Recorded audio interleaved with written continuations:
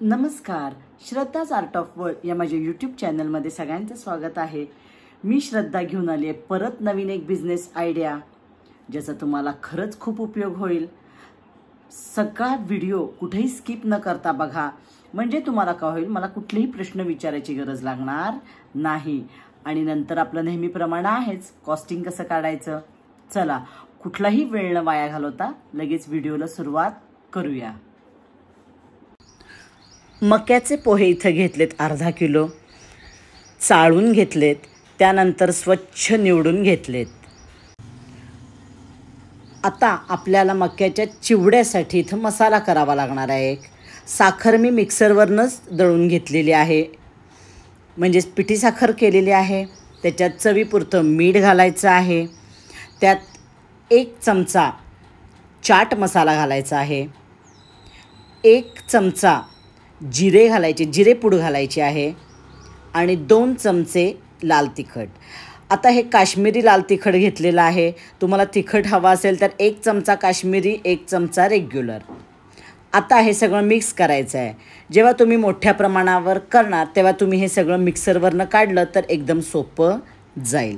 आता काय करायचं आहे, आपल्याला पोहे तळून घ्यायचे आहेत। तेल कडकडीत तापलं पाहिजे। तेल तापले का नाही बघायसाठी एक घालून बघायचा, व्यवस्थित तो तळला गेला तर तेल आपलं तापले। पण इथं तापायचं होतं म्हणून मी परत 2 मिनटं थांबले आणि आता थोडेसे पोहे मी काय करणार आहे, तळून घेणार आहे, बघणार आहे। तर आता तेल चांगलं तापलेलं आहे, पण आता ही छोटी बॅच काढून घेते मी तळून। तेल कडकडीत तापवायचं आहे, मीडियम गॅसवर आपल्याला छान कुरकुरीत होईपर्यंत पोहे तळून घ्यायचे आहेत, कुरकुरीत व्हायला पाहिजेत। आता मक्याचा चिवडा जेव्हा खाणार तेव्हा ते कुरकुरीत असेल तर तो चिवडा खायला मजा येते। त्यामुळे व्यवस्थित कुरकुरीत होईपर्यंत आपल्याला तळून घ्यायचं आहे। आणि आता पुढची महत्त्वाची स्टेप हे बघा, सगळं छान निथळून घ्यायचं आहे। 4-5दा छान असं मस्त निथळायचं आहे। हे का करायचं आहे तर आपला चिवडा तेलकट होऊ नये याच्यासाठी निथळून घेणं फार गरजेचं आहे। आता परत व्यवस्थित आता मी पोहे घालणार आहे, म्हणजे जेवढं तेल आहे त्याच्यात बसतील एवढे पोहे घालून व्यवस्थित परत तळून घेणार आहे। अशा प्रकारे आपण थोड्या थोड्या बॅचेस तळायच्या आहेत। आता हा छान व्यवस्थित ही बॅच आपण छान तळून घेऊया आणि महत्त्वाचं छान निथळून घेऊया। खूपदा बाहेरचा चिवडा आपल्याला खूप तेलकट लागतो किंवा खाल्ल्यानंतर खूप त्रास होतो। का होतो तर तो छान निथळलेला नसतो म्हणून। तर महत्त्वाची या सगळ्यात आहे की हा कुरकुरीत व्हायला पाहिजे आणि निथळला चांगला गेला पाहिजे। पूर्ण तेल ह्याच्यातलं काढायचं आहे, कारण हा आपल्याला पेपरवर किंवा टिश्यूवर घालून चालणार नाही, कारण आपल्याला याच्यात मसाला मिक्स करायचा आहे। आणि तुमचं जेव्हा हा तळलेले पोहे आहेत ते थोडे गरम असताना आपल्याला मसाला त्याच्यावर घालून घ्यावा लागणार आहे। हे पण पुढं सांगते मी कसा घालायचा। आता 2-3 बॅच मी अशा छान तळून घेतल्यात आणि काय करायचं इथं, आता तो गरम असतानाच आपल्याला 2 चमचे मसाला ह्याच्यावर घालायचा आहे आणि मिक्स करून घ्यायचा आहे। तोपर्यंत गॅस बारीक करायचा आहे तिकडं। 2 चमचे मसाला घालायचा, सगळं मिक्स करायचं, वर खाली करायचं। हे गरम आहे तोपर्यंतच करायचं, म्हणजे प्रत्येक पोह्याला म्हणजे मसाला छान लागला जाणार आहे। गरम असताना त्याच्यात व्यवस्थित मसाला बसतो।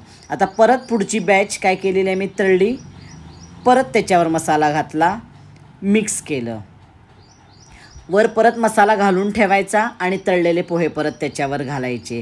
असं करत सगळा चिवडा आपण करून घ्यायचा आहे। खूप सुंदर चिवडा होतो हा, पण मी विकलेला आहे भरपूर। खूप सुंदर प्रोडक्ट होतं ते बघा। त्याच्यावर परत अशा प्रकारे सगळा आपण चिवडा करून घेऊया। असं केल्यानं काय होईल, मस्त मसाला सगळीकडं लागेल। तुम्ही जर सगळं तळून घेतलं आणि मग मसाला लावायला गेला तर तो मसाला व्यवस्थित बसत नाही, कारण पोहे बऱ्यापैकी काय झालेले असतात, गार झालेले असतात, मग त्याला छान मसाला बसत नाही।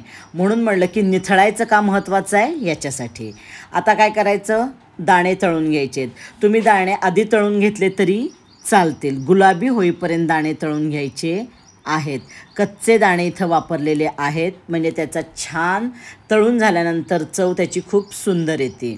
त्यानंतर हे बघा, आता गुलाबी किती सुंदर दिसत आहेत, काळे करायचे नाहीत. मीडियम गॅसवर दाणे नेहमी तळायचे. आणि कढीपत्ता तळून घेऊया. हे तुम्ही आधी तळून ठेवलं तरी चालेल, पण मी हे नंतर तळून त्या पोह्यावर मी घालते नेहमी. आणि राहिलेलं तेल परत थोडं आपलं राहणारच आहे, ते गाळून तुम्ही इतर आपल्या रोजच्या भाजीला वापरू शकता.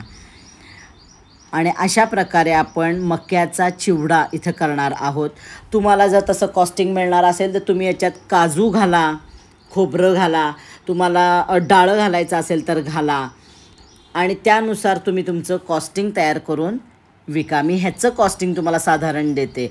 आता इतका सुंदर चिवडा झाला आहे. आता अजून महत्त्वाचं एक सांगायचं आहे मला, की हा चिवडा खाऊन बघायचा. परफेक्ट टेस्ट असेल तर ठीक, पण नसेल तर ह्याच्यात तुम्ही कमी जास्त, बाबा थोडा चाट मसाला हवा आहे वरनं घालून मिक्स करू शकता, थोडा तिखट हवं आहे, साखर हवी आहे, मीठ हवं आहे, काय बघून थोडंसं वरनं घाला आणि ॲडजस्ट करा. तेवढं ॲडजस्ट त्याच्यात होऊ शकेल. चला आता आपण कॉस्टिंग काढू.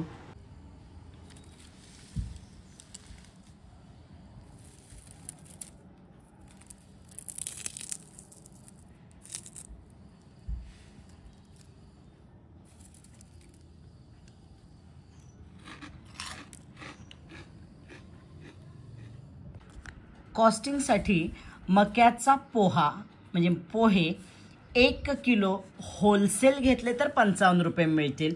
रिटेल प्राईस 60 रुपये आहे. कच्चे दाणे आपण याच्यात पाव किलो वापरणार, 30 रुपये. तेल अर्धा लिटर पूर्ण लागेल आपल्याला, 60 रुपये. साखर 200 ग्रॅम 10 रुपये. मीठ, चाट मसाला, जिरेपूड, तिखट हे सगळं दिले, हे साधारण 20 रुपये आपल्याला लागेल. या सगळ्याचा खर्च 175 होतो आणि एक 25-30 आपल्याला गॅसला लागतील. म्हणजे टोटल 200 रुपये आपल्याला 1 किलो पोहे, मक्याचे पोहे याचा चिवडा करायला खर्च येणार आहे. आता तेल तुम्हाला थोडं जास्त घ्यावं लागेल, पण त्यातलं तेल परत तुम्हाला राहणार आहे. म्हणजे 1 लिटर तेल तुम्ही घेतलं तर अर्धा लिटर पूर्ण तेल लागणार आहे. जे पूर्ण तेल लागणार आहे त्याचं मी कॉस्टिंग धरलेलं आहे. आता गॅसचं मी 25 रुपये धरले, कारण तळून आपलं फास्ट होतं, त्याच्यात कमी जास्त तुम्ही होऊ शकेल. आता 200 रुपये आपल्याला 2 किलो याला खर्च येणार आहे. आता हे साधारण या प्रमाणात आपलं 2 किलो चिवडा तयार होतो. आता यामध्ये अजून सांगायचं की तुम्हाला जर काजू घालायचे असतील, डाळं घातलं तर अजून त्याचं वजन वाढू शकेल. काजू घातले तर कॉस्टिंगला जास्त पडेल, तर तुम्हाला पुढं त्याचा रेट जास्त ठेवावा लागेल. आता 1 किलो आमच्या इथं तरी 360 रुपये किलो मक्याचा चिवडा आहे. 90 रुपये पाव किलो. म्हणजे तुम्हाला फक्त पाव किलो द्यायचे आहेत तर 90 रुपयानं तो विकला जातो. आता 100 रुपये खर्चात 1 किलो चिवडा आपला तयार होतो. म्हणजे काय तर 360 रुपये जर विक्री आहे तर आपल्याला 260 रुपये 1 किलोला मिळतात. मी म्हणते अगदी अजून कुठला खर्च वाढला तरी एक 250 ते 250 रुपये यामध्ये तुम्हाला 1 किलोला मिळायला काहीही हरकत नाही. अशा प्रकारे आपण एक सुंदर प्रोडक्ट करून विकू शकतो. जर आपण बाकीचे जर प्रोडक्ट करतोय तर त्याबरोबर हे प्रोडक्ट 1 नंबर होणार आहे. व्हिडिओ आवडला तर लाईक करा, शेअर करा. अजूनपर्यंत माझं चॅनल सबस्क्राईब केलं नसेल तर नक्की सबस्क्राईब करा आणि बेल आयकॉन दाबा.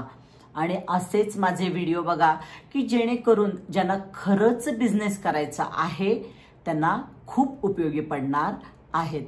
चला परत भेटूया आपण पुढच्या व्हिडिओला. तोपर्यंत टाटा, बाय बाय.